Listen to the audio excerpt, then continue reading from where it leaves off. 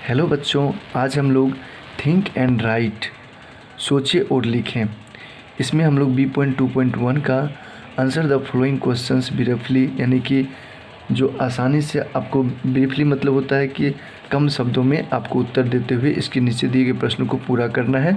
तो पहला क्वेश्चन कह रहा है what are the buyers of ice cream compare to in the poem, यानी कविता में आइसक्रीम खरीदने वाले लोगों, बायर्स मतलब होता है खरीदने वाले लोग, यानी कि आइसक्रीम खरीदने वाले लोगों की तुलना किससे की गई है। कविता में आइसक्रीम खरीदने वाले लोगों की तुलना किससे की गई है। What are the buyers of ice cream compared in the poem. What does the comparison suggest, what does the comparison suggest, अर्थात इसका मतलब हो गया कि ऐसी तुलना से क्या पता चलता है, किससे की गई है और इससे तुलना से क्या पता चलता है। तो बिल्कुल क्वेश्चन आप समझ गए होंगे। इसके हम लोग आंसर को देखते हैं। तो बिल्कुल हम इसके आंसर को देखते हैं, समझते हैं। The buyers are compare to honey bees, यानी कि आइसक्रीम खरीदने वाले लोगों की तुलना हनी बीस से की गई है, मधुमक्खियों से की गई है। The comparison suggest that they make crowd around him, अर्थात इसकी तुलना जो है भीड़ से की गई है, चारों ओर जैसे मधुमक्खी का जमावड़ा होता है उसी तरह से जो है क्राउड, यानी कि उसके चारों ओर भीड़ से तुलना की गई है। कंपैरिजन मतलब होता है तुलना, सुजेस्ट मतलब पता चलता है, क्राउड मतलब भीड़, अराउंड मतलब चारों ओर भीड़ की पता चलता है, भीड़ का पता चलता है। तो आप बिल्कुल इसको समझ गए होंगे, इसको नोट डाउन कर सकते हैं। नेक्स्ट क्वेश्चन को हम लोग समझते हैं। नेक्स्ट क्वेश्चन को हम अभी पढ़ेंगे। आप बिल्कुल आसानी से इसके हर एक वर्ड को समझते हुए बिल्कुल इसके आंसर को हम लोग देखने वाले हैं।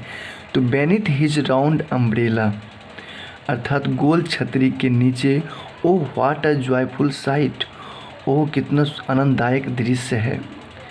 ये कौन बोला था?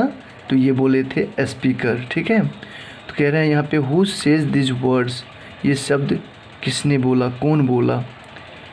विच expression suggest the attitude of the speaker, और स्पीकर के ऐसे बोलने का क्या अभिव्यक्ति है, क्या अभिव्यक्ति का पता चलता है, उनके किस नज़रिया का पता चलता है, वो आपको बताना है, ठीक।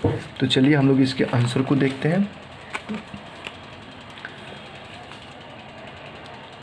तो आंसर इस प्रकार से है, a child the speaker of this poem, इस कविता में स्पीकर जो है बच्चा है, यानी कि लेखक जो है बच्चे हैं।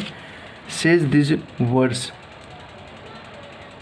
इस बात मतलब कि ये शब्द जो है बच्चे के द्वारा बोला गया है। A child the speaker of this poem says this words, the following expression suggest the attitude of the speaker, और जिस प्रकार से एक बच्चा जो है बोलता है उस प्रकार के उनके एक्सप्रेशन यानी अभिव्यक्ति का पता चलता है। और नीचे दिए गए सेंटेंस से भी आप इस बात को अवगत हो जाएंगे, क्योंकि ये नीचे दिए गया जो लाइन है वो भी इसी कविता का है, जिससे ये पता चलता है कि बिल्कुल ये बच्चे का उनका नज़रिया पता चलता है।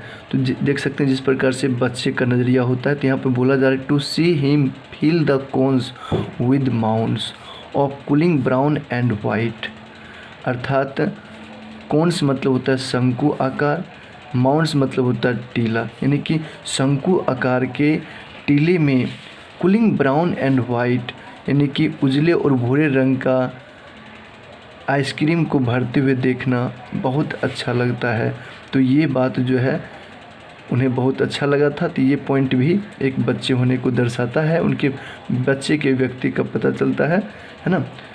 तो इस प्रकार से आप समझ गए होंगे आंसर को, इसको नोट डाउन कर सकते हैं। बिल्कुल यहाँ तक अगर आपको लगा हो कि बिल्कुल आंसर बिल्कुल आसान शब्दों में यहाँ से दिया जाता है तो लाइक करें वीडियो को और शेयर करें, और मैं आपके लिए इसी प्रकार से पार्ट वाइज करके आपको बताऊंगा, जिससे कि आपको क्वेश्चन आंसर बिल्कुल आसानी से समझ में आए और आप भी नोट डाउन करके इसे याद रख सकें। फिर मैं नेक्स्ट वीडियो में आपको अगले question answer part class 8th का बताऊंगा और आप निश्चित रूप से जो है समझेंगे। तो चलिए यहाँ तक देखने के लिए आपको बहुत बहुत धन्यवाद। फिर मिलते हैं नेक्स्ट वीडियो में। Thank you, all the best, have a nice day.